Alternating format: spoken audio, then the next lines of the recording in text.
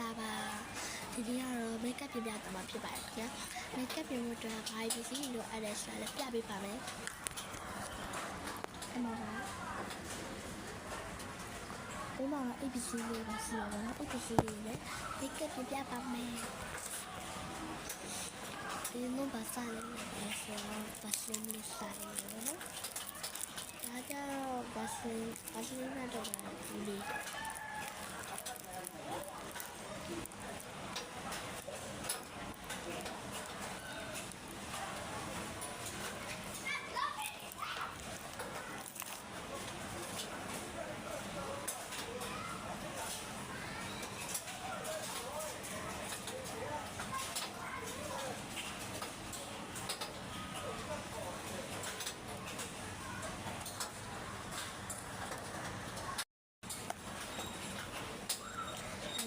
baby ရထုတ်ထားတဲ့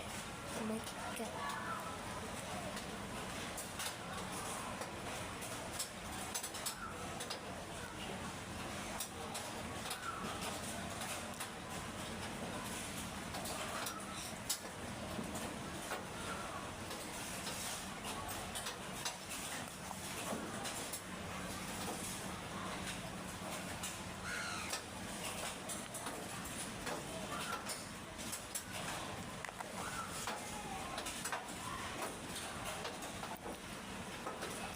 လေးခါကြီးချိုး